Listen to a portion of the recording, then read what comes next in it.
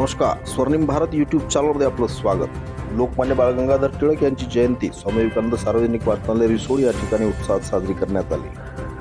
जयंतीच्या कार्यक्रमाच्या अध्यक्षस्थानी माजी कृषी अधिकारी तथा सोयरी फाउंडेशनचे विश्वस्त संजयजी उपळकर, प्रमुख मार्गदर्शक प्रमुख वक्ते म्हणून ॲडव्होकेट निळकंठराव देशमुख, तर प्रमुख अतिथी म्हणून तालुका कृषी अधिकारी मगनलालजी तावरे इत्यादी मान्यवर उपस्थित होते. मान्यवरांच्या हस्ते बाळ गंगाधर टिळक यांच्या प्रतिमेचे पूजन करून उपस्थित मान्यवरांनी बाळ गंगाधर लोकमान्य टिळक यांच्या जीवनावर, त्यांच्या कार्यावर प्रकाश टाकला. कार्यक्रमाचे प्रास्ताविक रवी आंबोरे यांनी केले, तर मार्गदर्शन करताना रामचंद्र जाधव माजी मुख्याध्यापक यांनी बाळ गंगाधर टिळक यांच्या जीवनातील महत्त्वाच्या घडामोडींचे विश्लेषण केले. रत्नागिरी जिल्ह्यामध्ये चिखली या गावामध्ये झाला.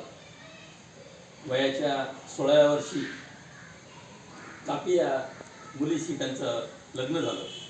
त्यांना 2 मुली आणि 2 मुलं अशी 4 अपत्य होती. मधु, दुर्गी 2 मुली, रामभाऊ आणि बापू हे 2 मुलं, असे 4 अपत्य. त्यावेळीचा काळ फार धक्काधक्कीचा होता. स्वातंत्र्यासाठी म्हणजे धडपड करणारे फार कमी होते. इंग्रजाची राजवट फार चांगली आहे, इंग्रजाचं शासन फार चांगलं आहे आणि त्या शासनामध्ये आपण राहायला काही अडचण नाही असे म्हणणारे देखील खूप होते. परंतु ही गुलामी आहे आणि ती गुलामी नष्ट केली गेली पाहिजे या भावनेतून जे प्रेरित झाले, त्याच्यामध्ये स्वातंत्र्य हा माझा जन्मसिद्ध हक्क आहे आणि तो मिळवणारच अशी सिंहगर्जना करणारे त्यावेळचे महान क्रांतिकारी बाळ गंगाधर टिळक. ॲडव्होकेट निळकंठ देशमुख यांनी प्रमुख मार्गदर्शन म्हणून मार्गदर्शन करताना लोकमान्य टिळक यांचे भारतीय इतिहासातील स्थान हे अत्यंत महत्त्वपूर्ण असून भारतीय स्वातंत्र्याचा इतिहास हा लोकमान्य टिळकांशिवाय पूर्ण होऊ शकत नाही असे मनोगत त्यांनी व्यक्त केले. पुरुष ते महापुरुष.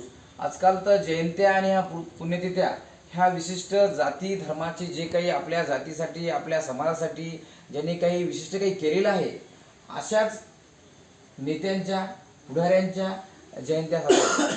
खूप मोठ्या आपल्या जिल्ह्यामध्ये म्हणा, राज्यामध्ये म्हणा, एखाद्या नेत्यावर खूप मोठे गुन्हे दाखल असतात, भ्रष्टाचाराचे गुन्हे दाखल असतात, पण त्यांना म्हणतात सहकार मिळतो. आणि त्या शिक्षण समिती गैरव्यवहार असतो, अनेकांकडून डोनेशन घेतात, त्यांना म्हणतात शिक्षण सम्राट. मला वैयक्तिक कोणावर टीका करायची नाही, मी मुद्द्यावरच बोलणार आहे. लोकमान्य बाळ गंगाधर टिळक यांच्यावर किती बोलावं, कितीही बोललं तर त्यापैकी खूप मोठं म्हणजे 99.99% माननीय प्राध्यापक रवी आंबोरे सर आणि रिटायर्ड मुख्याध्यापक जाधव सर यांनी बालपण, जन्म, चिखली गाव जवळपास सर्व सांगितलेले आहेत. परंतु हे सांगायचं झालं, जसा धर्मवीर संभाजी महाराजांवर अन्याय झालेला आहे, इतिहासाने केलेला आहे, तसंच लोकमान्य टिळकांवर अन्याय झालेला आहे. अध्यक्ष मनोगत व्यक्त करताना संजयजी उपळकर यांनी लोकमान्य बाळ गंगाधर टिळक यांच्यासारख्या अनेक महापुरुषांनी भारतीय स्वातंत्र्यामध्ये सहभागी होऊन त्यांचे दिलेले योगदान हे भारतीय राज्यघटनेमध्ये समावेशित आहे.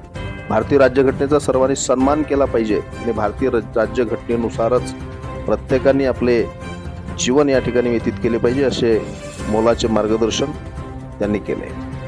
कार्यक्रमाचे सूत्रसंचालन पत्रकार गजानन बाजड यांनी, तर आभार प्राध्यापक शालिग्राम पठाडे यांनी मानले. कार्यक्रमाला अनेक वाचक व मान्यवर उपस्थित होते.